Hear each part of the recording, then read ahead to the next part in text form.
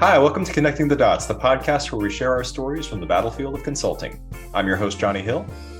Hi, I'm Caitlin Noonan. I'm Juliana Ratchford. I'm Phil Gambling. Hey, I'm Kareem Jamal. Today we've gathered Experonauts from all around the Experoverse, some who have been around for a while and some who have graduated fairly recently, to share advice, recommendations, and lessons learned for those who have either graduated recently or who are about to graduate and are interested in getting into the tech field. Let's get started.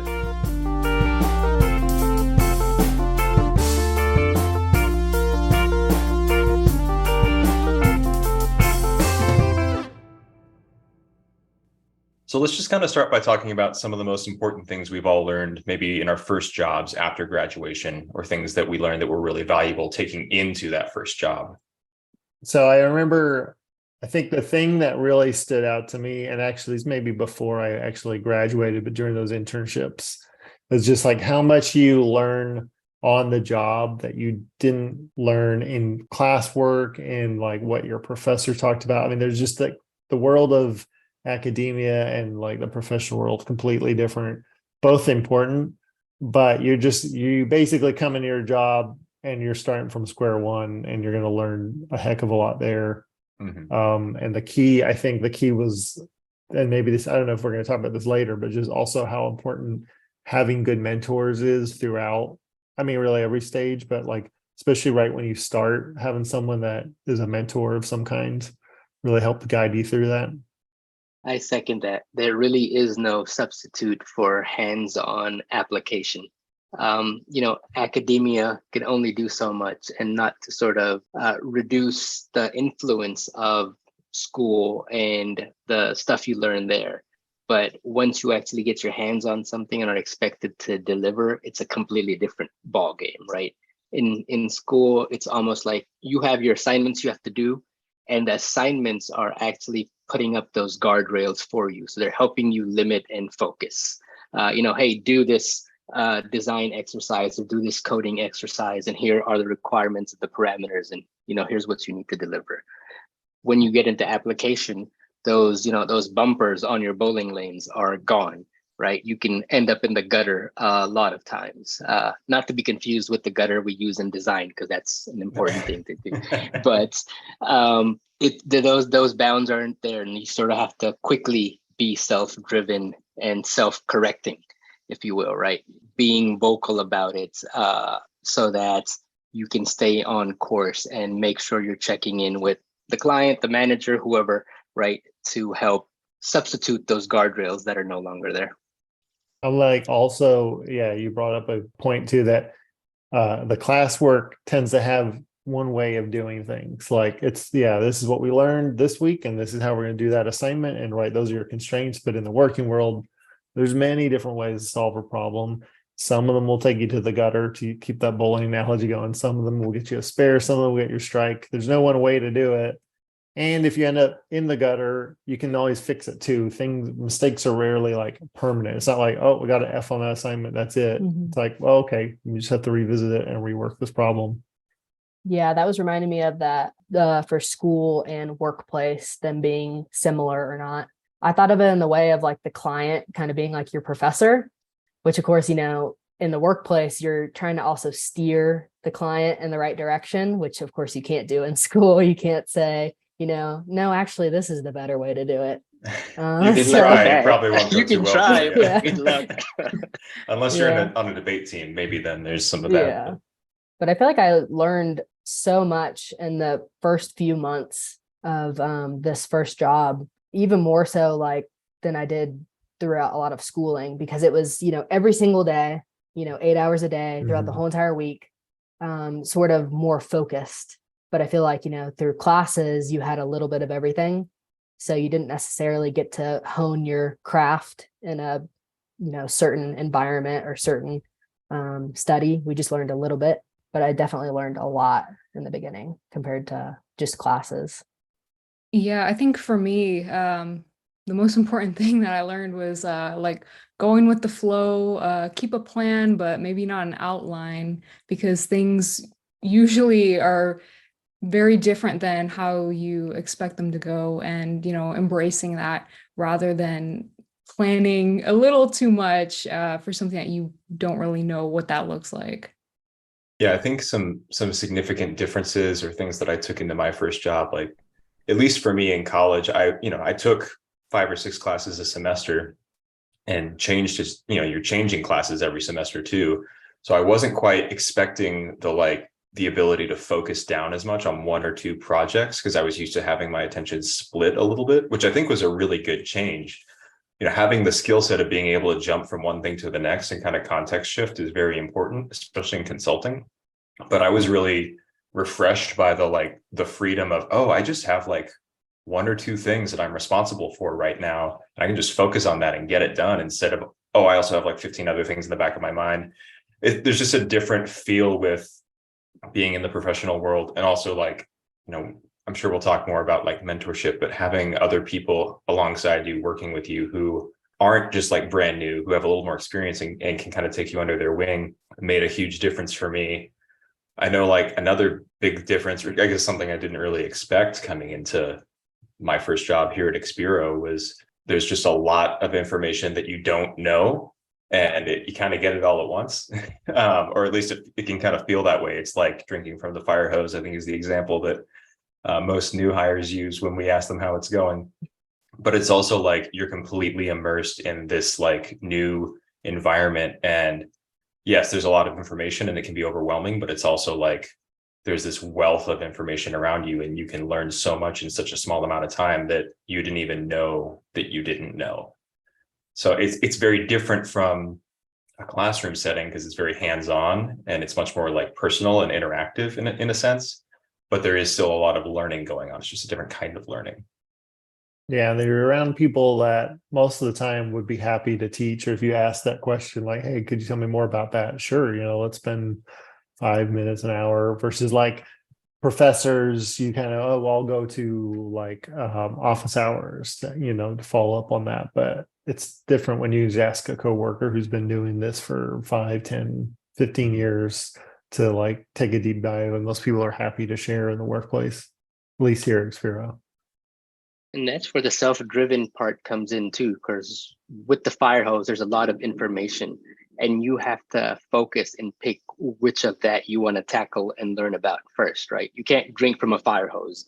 You can drink from a straw, right? So you need to plug in straws into that fire hose coming in and say, I'm going to focus on these 3 things initially for the first few weeks so I can learn it. And then I'll turn to the next thing.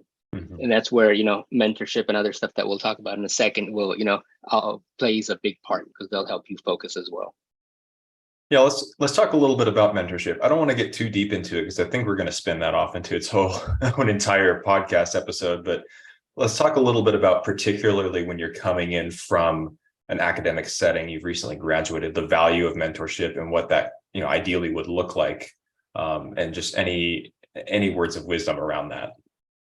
I mean, we'll ask you, Juliana, Caitlin, how have your mentors helped when you first joined? Please say they've actually helped. Oh yeah, definitely. I feel, definitely a lot more supported than, in the previous being a student.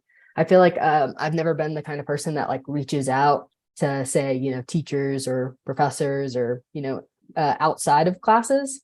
But with the mentorship, I feel like because it's, someone right there that you can ask any question, or you have your one-on-ones during the week and you can show what you've been working on and get some feedback from someone that's, been working on maybe similar, designs or similar items for, a while, and to actually get that really good feedback. I feel like back as a student, I kind of talked to more, of my peers, which of course they don't necessarily have as much experience as, say, the professor or a mentor. So overall, I feel like it's been really, helpful having someone there to always go to. Yeah, I know one thing that I really appreciated having mentors was understanding the business sense that comes into going into the workplace. I feel like a lot of it I didn't really understand, kind of how everything worked behind the scenes from, again, business or a financial sense, for the client. And so having a mentor that I could ask those things in a less stressful environment was really helpful to also inform some of the design that I was doing also. Yeah, I think one key difference is we've tried to pair up by default every single person in the company, whatever level you're at, whether you've been here for 8 years or you're starting fresh and you just graduated, everyone is paired with someone who can act as a mentor. It may not be, every interaction with that person is a mentor opportunity, but the ideal would be that that is an outlet and an opportunity and kind of a source of knowledge whenever it's needed. And sometimes it's, they'll seek you out whether you want to be mentored or not, because it's like, hey, you're new and I want to, help you out as much as I can. And sometimes it's like, hey, I'm here whenever you need to talk if there's anything that comes up. But there are different styles and ways of doing that, and everyone kind of benefits from slightly different approaches there depending on their personality. But making a big emphasis on making sure that no one feels like the opportunity to be mentored is beyond their reach. It's like built into the culture and built in as an opportunity for everyone.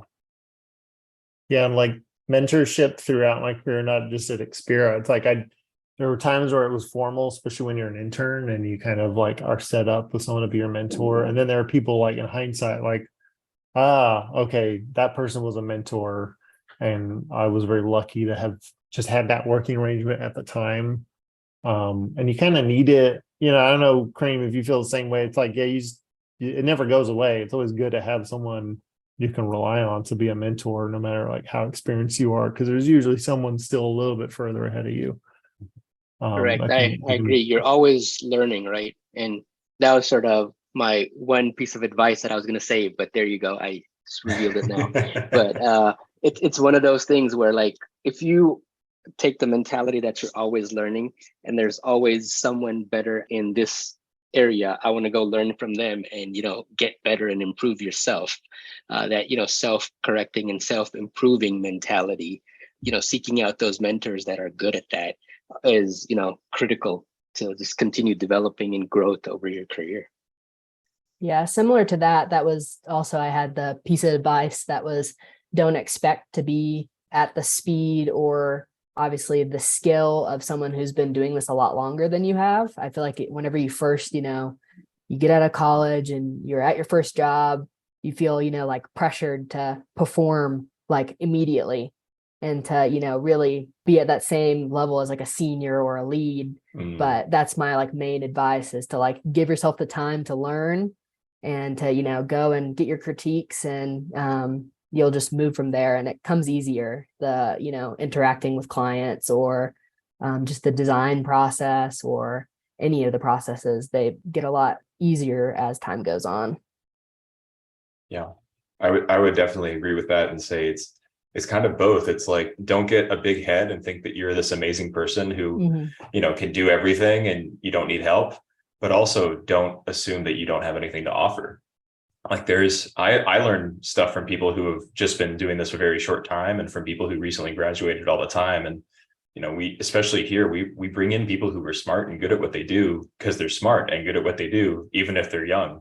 So yeah, it's like that delicate balance of recognizing like, okay, yeah, I don't want to like fall into the imposter syndrome and like, why am I here? I don't have anything to offer, but also recognize like I'm still learning and there are going to be mistakes that I make, and hopefully I'll be able to catch them or someone else can catch them and help me correct them. But, so it's a balancing act, but I think, yeah, definitely that attitude of coming in and saying like, yeah, I'm learning and I'm open to learning is crucial.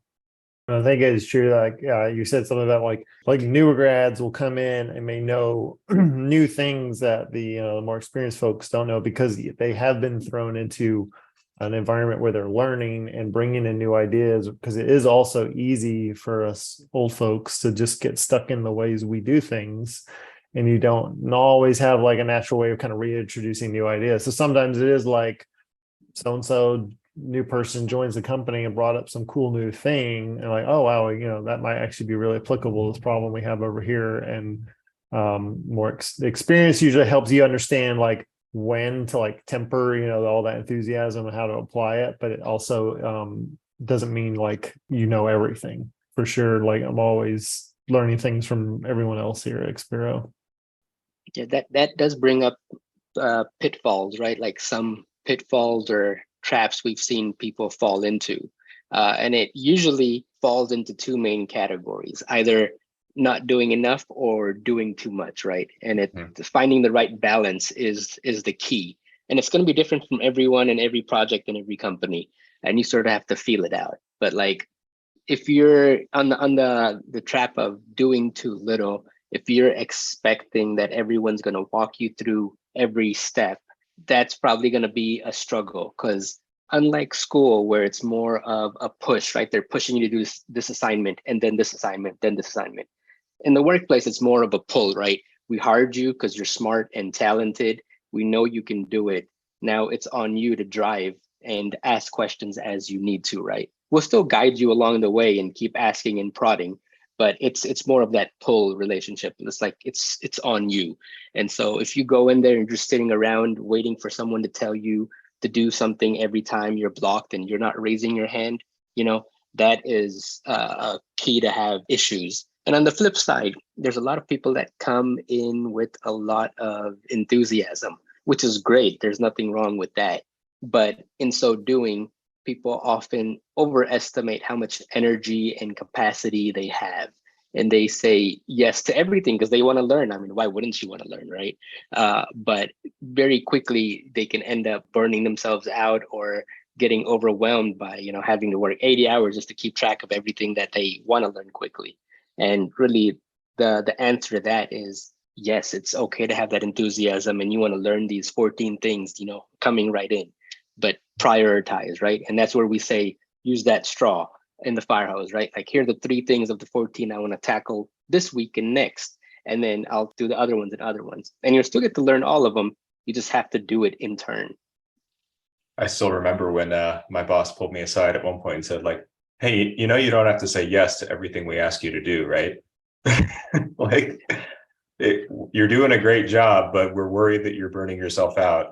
Don't be afraid to tell me no. And I was like, I can do that. You can ask, like, yes, but how soon do you need it? Right. Ask for a priority call too. Right. It doesn't all have to be done at once.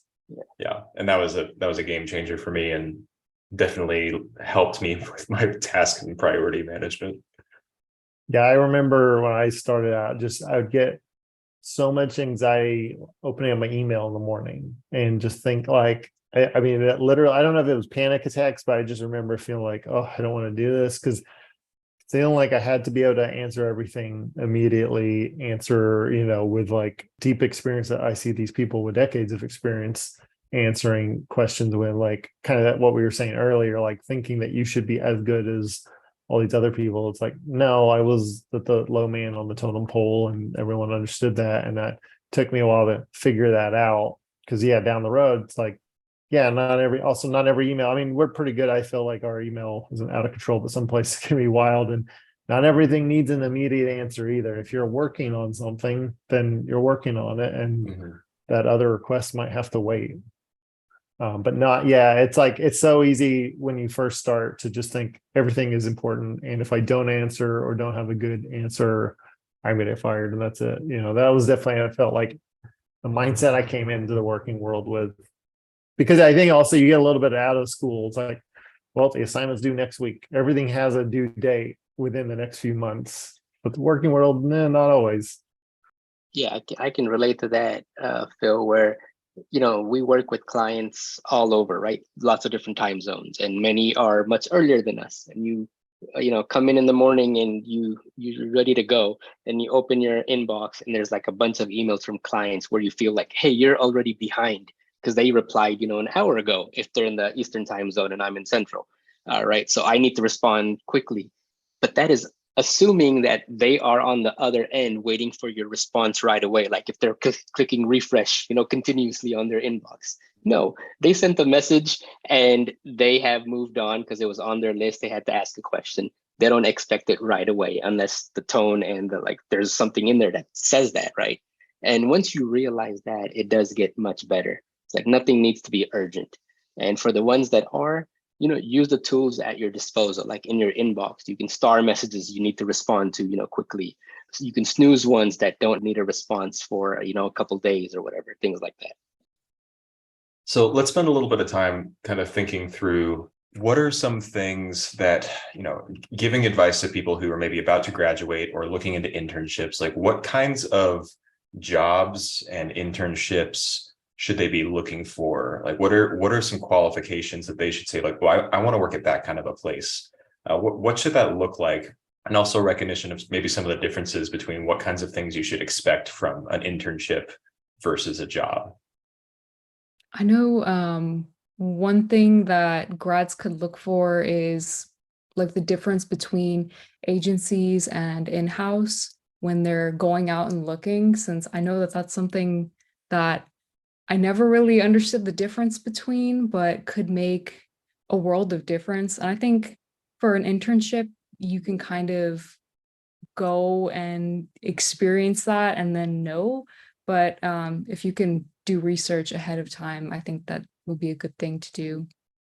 Yeah, especially for design, because that kind of changes what exactly you'd be working on. Because like in our experience, it's, kind of like a mishmash of a lot of different things. But like you said, if it's more in-house, then you're kind of very focused on, if you were in branding, you'd be very, very focused on that one line of work because it's specifically for them as opposed to clients. But I think I also agree with the internships. It's a good opportunity to be able to go and, try out if you're not sure. This also stems with the company size. If you want to work at a large company, if you want to work at a small company, and then you can kind of move from there to see where you want to go with your career.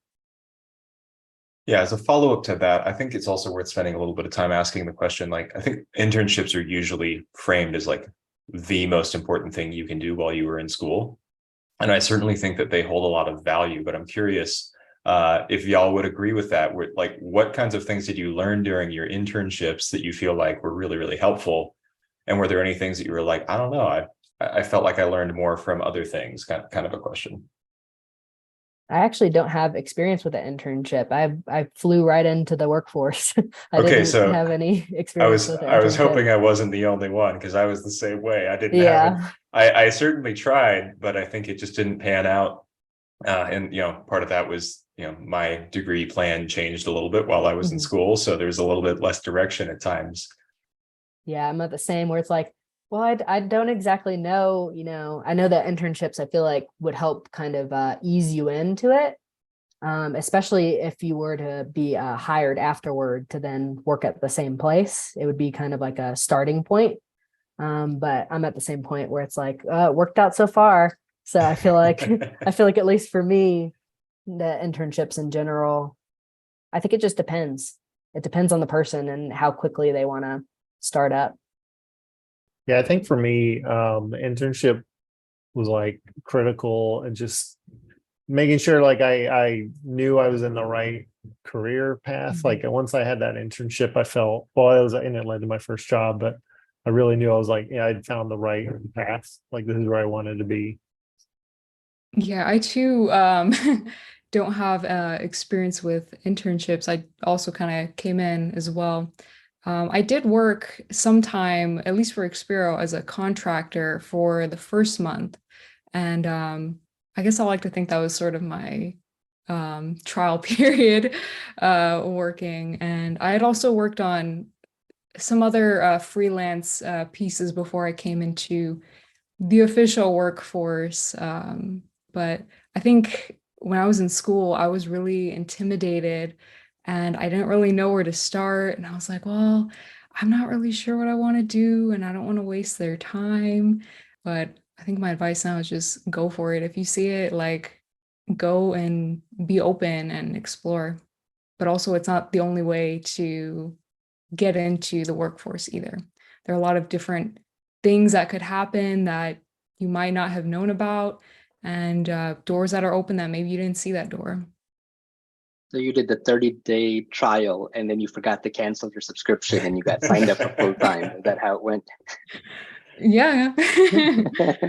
Flew under the radar. They didn't get notification. We still have your credit card on file. I think if you get the opportunity, internships can be a great way to just really feel things out. I mean, it's such a vast space, especially now, right? Before it was more hey, computer science, and you're working on this. But now it infiltrates really everything, right?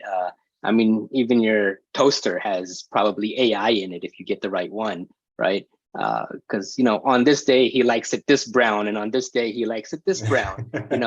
Over time, if it's not there, it'll get there, and so you can really focus. And as he said, it can be like a little trial experience to see and feel out where you would like to focus. There's so many different aspects to it.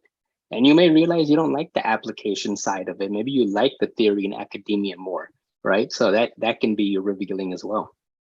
Yeah.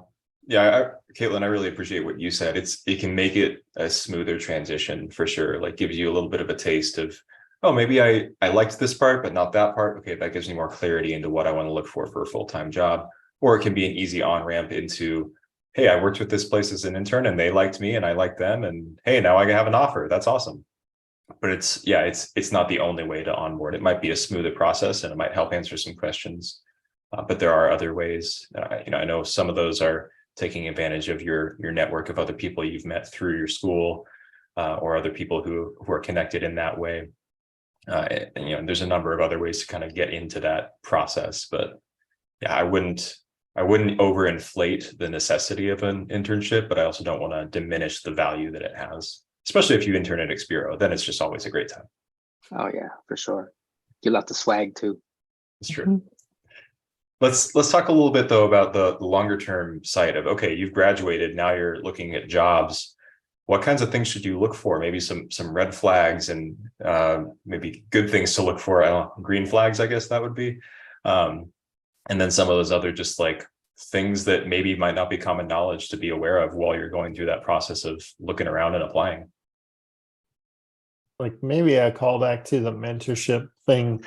I felt like it's something early on in interviews with companies is like how the recruiting process goes. Like, for example, if like, the people you're supposed to interview with are late or don't show up, that might be an indication what it's going to be like when you're actually working there. Like if your manager is just too busy to make time to even talk to you, maybe that's not a place to go work, especially early in your career, because you're probably not going to get that kind of mentorship you'd be looking for. Yeah, I think following up on that, if the people in your interview are complaining about the job that they're at, or just generally have a bad attitude or seem like they don't want to be there, it's not always a bad sign. Sometimes people have bad days, but it could potentially be you have to ask the question, how would I feel working with this person who's interviewing me? Like if those were the best people they could put forward to recruit people, right, then what is it like behind the scenes? Right. Yeah, I think also answers to questions. I think sometimes during an interview, there can be kind of like wishy-washy answers, and especially in multiple stage interviews, asking the same question and not really getting the same answer, or, not really a pinpointed answer. I feel like that's something to look out for. I think also taking your own questions into it with you, like having an idea of things you want to ask them, like you were saying, a list of things that you're interested in learning about, whether it's the person you're talking to specifically or the company that they work for. Being prepared in that way, I think, can make a huge difference in kind of feeling out if it's a good fit. I know one question that I really love for interviews is just asking the recruiter to go through their workday, because then you can see if there's any red flags, if they start to look distressed, or if they're excited, then you are kind of also excited too, if that's something that you like their answer. Yeah, I sweat for 30 minutes before I check my email. I think one other thing on the note of, when you're applying for jobs and looking into what it means to get in the workforce, just a general understanding that the recruiting process takes time. I know when I was first applying, I was very discouraged with how long it would take to hear back. And some companies, like I got an email back 2 years later saying, we're sorry, we filled the position.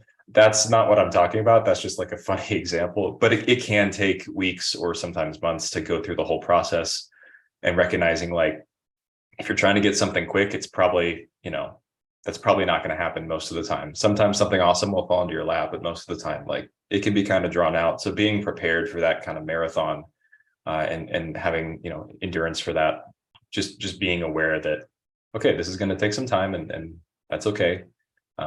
Sometimes good things in life take time, but I definitely didn't expect that when I was first applying for jobs, and it stressed me out a lot.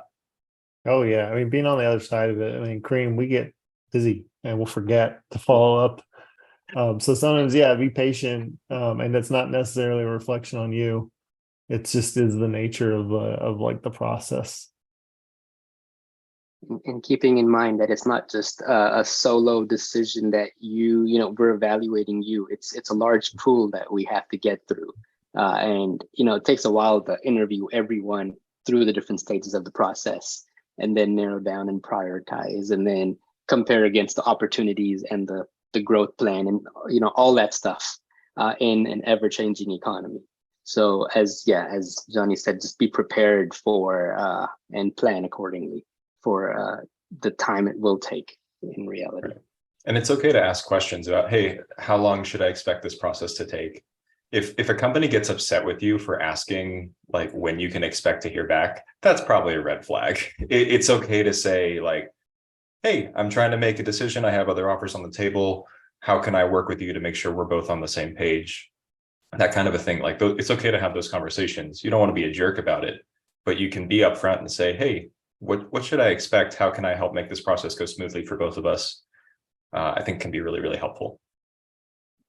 Yeah, and also on the other side of it taking a while, I've also heard of the red flags of it being hired too quickly, being hired within your first interview on the spot. That's also something to look out for, because they may just be trying to fill a spot as opposed to, listening to you and looking at like who you are and, really wanting you to be a part of the company. Right. If it seems too good to be true. Mm-hmm. Offering you a spot right away and giving you an offer that they're expecting you to accept before you leave. Right. That just has all sorts of shady around it.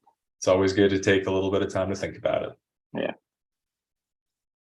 Well, before we wrap up, let's kind of just go around, and if there's one thing that you could share with someone, they're graduating in a couple of months, they're not quite sure what they want to do, and they're a little intimidated about the thought of entering the workforce. What's one bit of advice that you would give to encourage them and kind of set them in the right direction? I feel like mine's pretty general. It's just choosing something that you feel like you would really enjoy, obviously looking into it, because if you don't actually enjoy what you do, then you're not going to get the fulfillment that you expected out of the job. So not just kind of jumping on something because, maybe it's money related, or just overall, choose something that you enjoy. Yeah, I would say work on stuff that you're passionate about, because other people can see that and they can also remember that. And I guess like my one piece of advice turns into like one and a half piece of advice. But also your connections with other people are super important, even your peers at this point, because they can also be the ones that help connect you to things that you don't know either. So also like be open and don't view that as a competition either. I think mine would be ask questions, don't suffer in silence. I think you'll see as people are in a more senior or lead position, they're often the people that are also not afraid to just ask the dumb questions in a meeting, in a client call, wherever, because it's worse to go away with maybe a misunderstanding or lack of understanding and just thinking, well, I'm probably the only one who didn't know that. But no, just ask the question, because there's probably somebody else worrying about the same thing on that call. And just kind of like we've been saying, just always be learning. We're always learning, even if you've been doing this for decades. There's so much to learn. Understand the concept of good enough, right? When you're in school, you're always aiming for perfection. You want to do good. You want to get hundreds on your projects and assignments. That way you have more padding and buffer so that you can do lower on the final and still pass the class and stuff, right? And you're always in that mindset, right? And then you come into the workforce and it's like, oh, you want to do perfect stuff. My code has to look perfect. My designs have to be absolutely perfect, right? And then when rubber meets the road, you realize, no, you can't be perfect and clean, right? Because the world is dirty and there's all sorts of irregularities and stuff like that have to be adapted to. And in school, you have whatever time you want to spend on it, right? Anytime you're not spending, Maybe you are going out to grab a Subway and watch, Friends final season or something on Thursdays, or whatever. But at work, you have to understand that the time you're putting in, there's a cost to it, right? And so it's always a reality balance of how much further do you put in to make it perfect, but at what expense are you doing that, right? So it's like that triangle and all that stuff, right? It's always a balance. And so always asking the question of how much further should I go on this particular thread, to your manager, to your boss, to the client is always a good thing. And so like, as connecting back to what Phil said, is like ask a lot of questions, and that'll start giving you sort of a barometer of, hey, what is good enough for this to move forward and move on to the next one. Yeah, my bit of advice would just be to recognize that the people that you work with make all the difference. You can be on a really tricky, frustrating, confusing project, but if you're on it with good people who are smart and kind and considerate and helpful and willing to kind of help you go through that process and explain things with you or help you learn, it makes all the difference.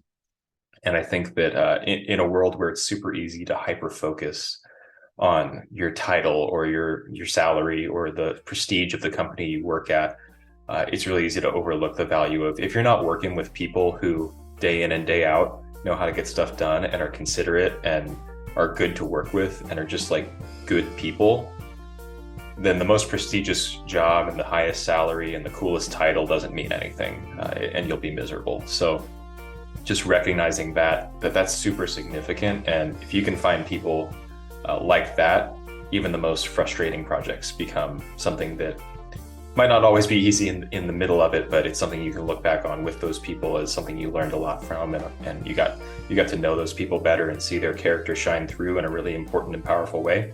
And I think that, I'm so fortunate that I've had that opportunity to work with such great people here at Expiro, and really it is the people I work with day in and day out that make this job as great as it is.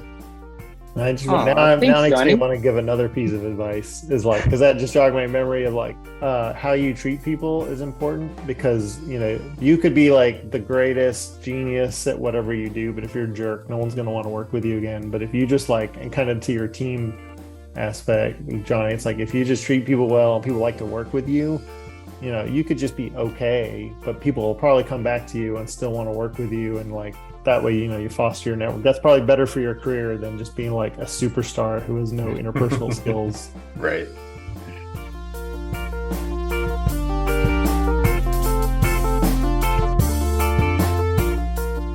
Thanks for connecting with us today. If you have a complex software problem that needs solving, thoughts on what we discussed today, or ideas on what topics we should tackle next, feel free to reach out to us at podcast@expiroinc.com or on Twitter @ExpiroInc. We'd love to hear from you. Thanks again for joining us, and we look forward to connecting with you next time.